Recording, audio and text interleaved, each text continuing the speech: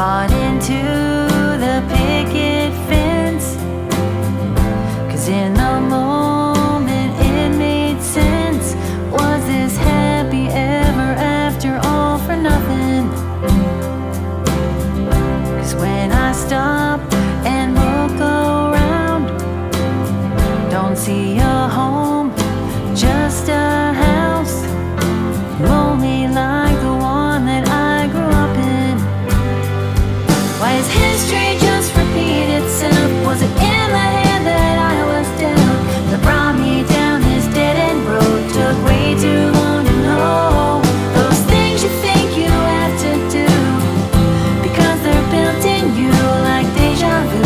They take you to a place where you're alone. This life I've been living is hidden too close to home, but it's never too late to change my fate. It took some time and therapy, but now I see I can pick and choose what I take home with me. When history just repeats itself, won't play the hand that I was dealt, brought me down this dead-end road. 'Cause now I know those things you think you have to do, because they're built in you are deja vu. They take you to a place where you're alone. This life I've been living is hidden too close. Yeah, this life I've been living is hidden too close to home, too close to home, too close to home. Welcome back to another episode of the Eager to Please podcast. We've made it to a new chapter. This month, we're diving into our next topic called Family Matters, and I intentionally named it that so it could be interpreted in a variety of ways, meaning it could represent the importance of family relationships, or it could refer to various aspects of a person's family affairs, like marriage, divorce, or losing a loved one. Both interpretations, though, are important and relevant. It may seem obvious that one's family plays a fundamental role in shaping and molding the person you become as an adult. But the thing about adulting is that you get to decide what values you feel have served you well and what values haven't. You don't have to play the victim just because something less than stellar happened during your childhood. You have it within you to rewrite the script and choose to take what that life lesson offered you and move on. I say all that because I know my parents weren't perfect, but I also know they did their best to raise their kids given their own life experiences and what they thought was right in the moment. And I'm certain that 30 years from now, my kids will be saying the same thing about me.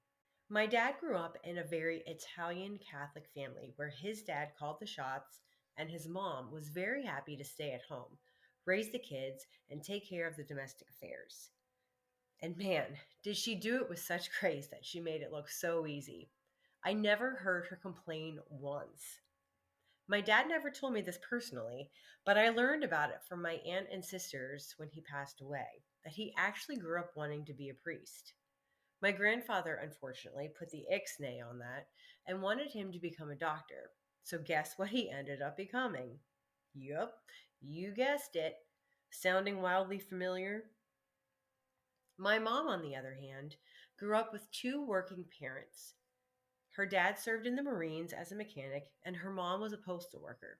Neither of them were home much to make sure the domestic affairs were always in order, so that usually fell to my mom being the only girl of four kids. She taught herself how to cook, sew, and to defend herself as a woman when she was told she was less than. She's the one you'd want to be with on a deserted island if you could only choose one person, because she's basically the female version of MacGyver. My parents had vastly different upbringings, so when they got together, they were pretty much blending oil and water. I think my dad expected my mom to mirror what was expected of his mom, and my mom did for the most part, but she also wanted a life outside the home, which is where they disagreed. I recall a chat she and I had when I was younger about what it was like growing up as a girl, let alone being the youngest sibling to three older brothers. And she told me that she didn't have the same encouragement and support back when she was growing up in the 70s. Women coming out of high school were lucky if they went on to get their college degrees. In fact, she told me that she was limited in what she could do. Becoming a secretary, nurse, teacher, or stay at home mom were about the only acceptable options. I look at her as a pioneer of her time. She knew there was an entire world for her to explore, and she wanted more for herself, more than what her family knew they could offer her. And it would be a cold day in hell before she let anyone squander that. It's no wonder that when she turned 18, she hightailed it out of her small town and never looked back. I actually wrote a song about her called Can't Hold Her Down that you should go check out wherever you stream your music. Anyway, because she was never told she could be anything or do whatever she put her mind to, she made darn sure her kids were raised knowing that. A huge part of me is so grateful she instilled that quality in us. But a small part of me felt so lonely and abandoned because I grew up on tough love like she did. Unless there was blood drawn or a bone sticking out, we were raised to pick ourselves up by the shoelaces and carry on. Now that I'm a mother of my own, I remember those times when I just wanted to be hugged and reassured that everything would be okay. I've probably overcompensated and smothered my kids with excessive concern, even when they probably didn't need it.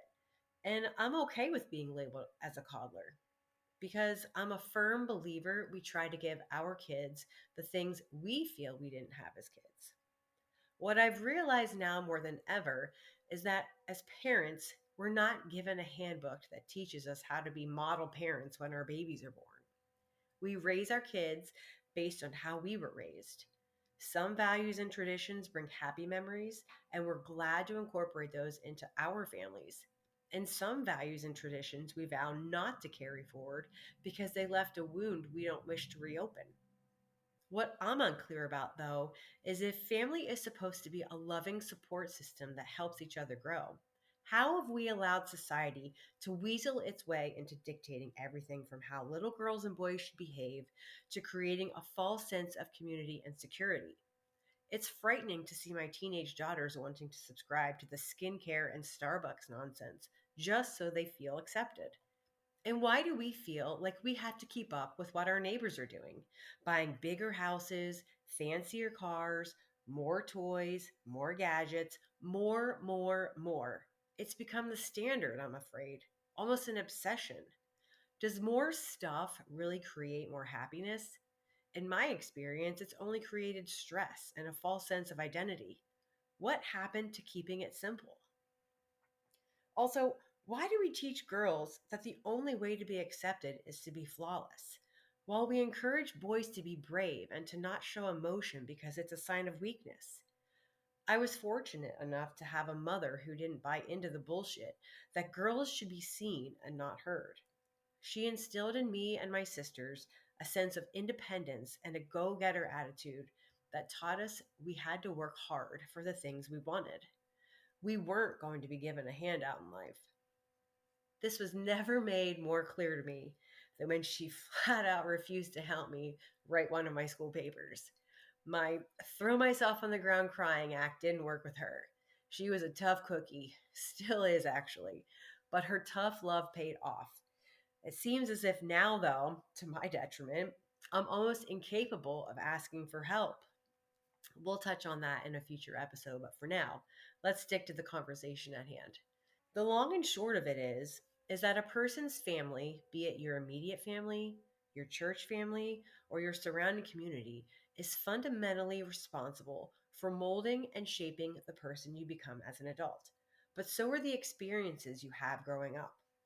I'm looking forward to diving further into this topic with you, and specifically with this month's guest, Megan Flores, who expands on the notion that people pleasing is not necessarily an inherited trait from your family, but rather is thought to be a learned behavior influenced by family dynamics, parental relationships, fear of rejection, cultural influences, or intergenerational patterns.